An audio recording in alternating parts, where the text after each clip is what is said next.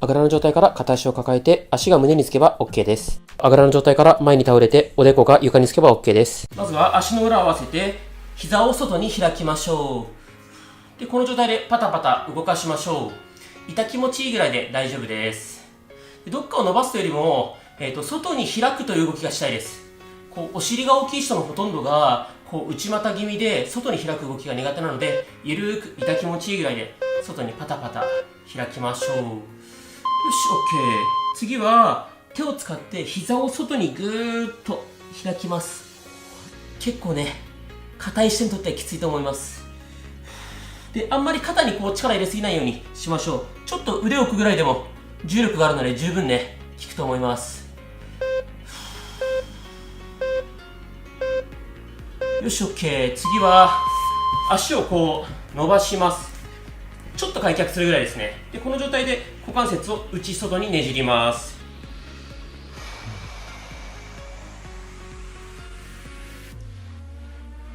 で、多分外に開くの皆さん苦手なはずなので、外にしっかり開く。外が得意な人は内にしっかりねじる。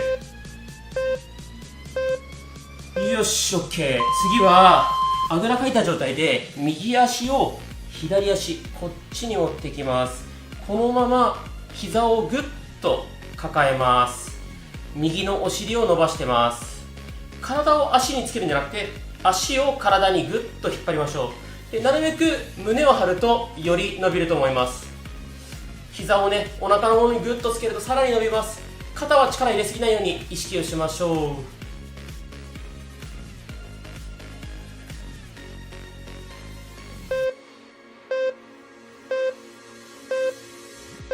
OK。次は右足を前に出した状態で真正面に倒れます。右のお尻をストレッチかけてます。あんまり伸び感がないよって方はもうちょっと前に足を出してみたりとか、逆に左足に右足を乗せてみたりとか、右のお尻が伸びるところ探してみましょう。右のお尻がね、伸びてれば OK です。呼吸は止めないように意識しましょう。右のお尻伸ばすのが目的なので、多少ね、体勢はお任せします。 OK。 次は横から見せますね。左膝立てた状態で右足を乗せます。この状態作りましょう。右のお尻を伸ばしてます。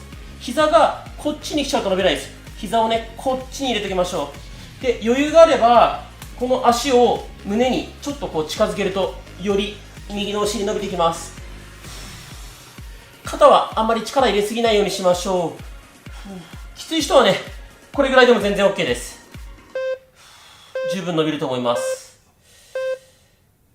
よし、OK。 で、最後これ一番きついストレッチいきます。こんな体勢作れますかね。右足を前に出す、卍みたいな感じですね。で、体を正面に倒す。これも右のお尻伸ばすことが目的です。この足がね、もうちょっと来たりとか、この右足もうちょい前出したりとかお任せします。右のお尻が伸びる位置探してみましょう。で、余裕があるよって方は体を真正面に倒すっていうよりも右斜め前に向かって倒すともっと伸びます。よし、 OK。 次左足やっていきます。あぐらの状態から左足を右に持ってきます。これで左の膝をお腹にぐーっとつけましょう。左のお尻伸びる感覚があれば OK です。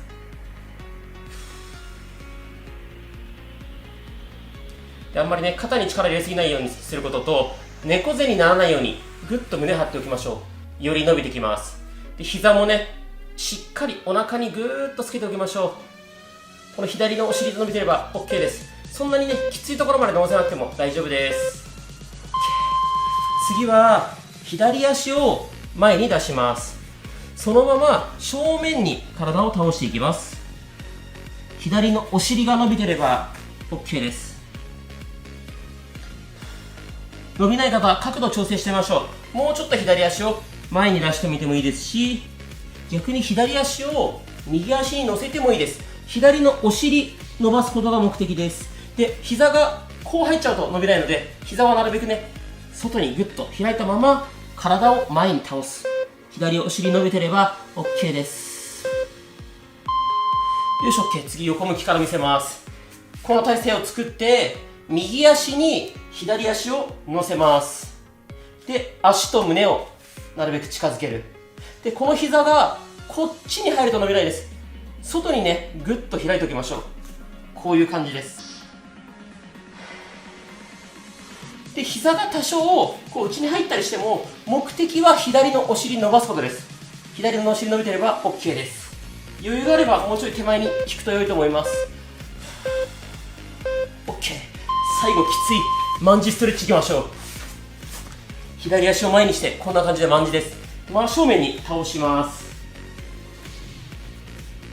左のね、お尻伸びてれば OK です。余裕がある人はこの足もうちょっと前に出したりするときつくなります。きつい。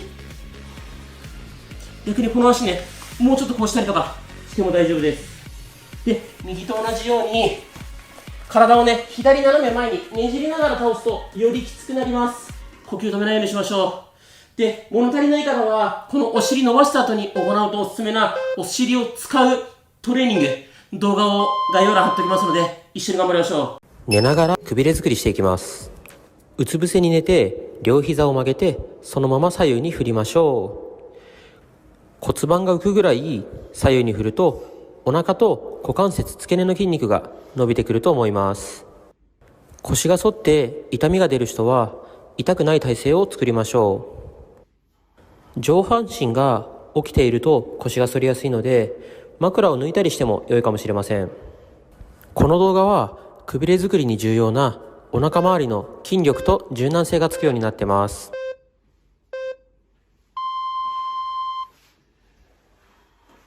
次は片方ずつ手で膝のあたりをタッチします。交互にタッチしていきましょう。脇腹の筋肉をぐーっと縮めて膝まで手を伸ばしましょう。腰が反ってしまう人は枕を抜いた方が楽かもしれません。背中の筋肉を使うというよりも脇腹の筋肉を使うイメージで行いましょう。簡単そうに見えますが、脇腹をしっかり使って手を下までぐーっと伸ばすと結構きついです。余裕があれば少しずつペースを上げてみましょう。次はお腹のストレッチを行っていきます。皆さんに見えやすいように向きを変えますね。足を片方ずつ反対側にぐーっと伸ばしましょう。お腹と股関節付け根が伸びていれば OK です。腰を反りすぎると腰を痛めてしまうので骨盤からねじる意識でやってみましょう。つま先をなるべく遠くへ向かってぐーっと伸ばすとよく伸びます。一度戻して角度を変えてもう一度伸ばしてみましょう。反対側も同じようにやっていきましょう。骨盤をぐーっと浮かせると伸びると思います。くびれを作ろうとすると腹筋を鍛える方ばかり皆さんやってしまうのですが、綺麗なくびれを作るためにも柔軟性は必要です。猫背の方はずーっと背中が丸まって腹筋を縮めた状態なので、このストレッチは結構きついと思います。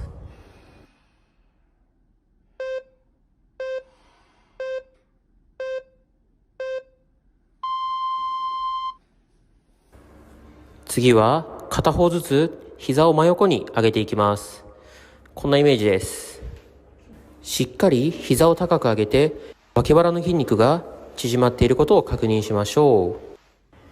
脇腹の筋力がない人は前ももを使って上げてしまうかもしれません。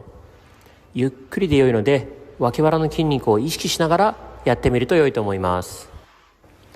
後半にかけて少しずつきつい動きも入ってきますので、無理せずゆっくり行っていきましょう。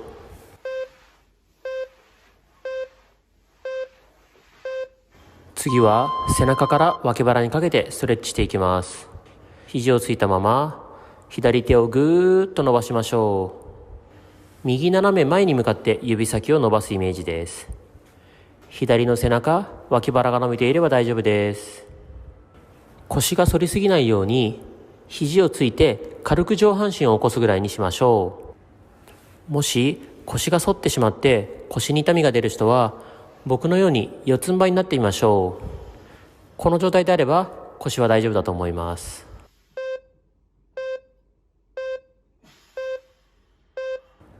次は反対側も行っていきましょう。ついて上半身を少し起こした状態で右手を左斜め前に向かって伸ばしましょう。指先をなるべく遠くへ向かって伸ばすと良いと思います。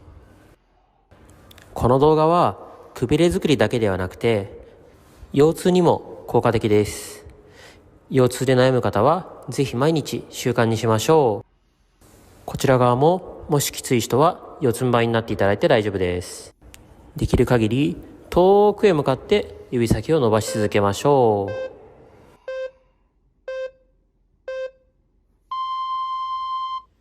次は肘と膝をタッチしていきます。左右交互に行っていきましょう。腕や膝の力でタッチするというよりも脇腹の筋肉をしっかり縮めましょう。そんなに負荷の強い動きではないので余裕がある人は少しずつペースアップしていきましょう。脇腹の筋肉を動かすことが目的なので骨盤が多少浮いても問題ありません。疲れてきたら無理せずに最後の10秒は休憩しましょう。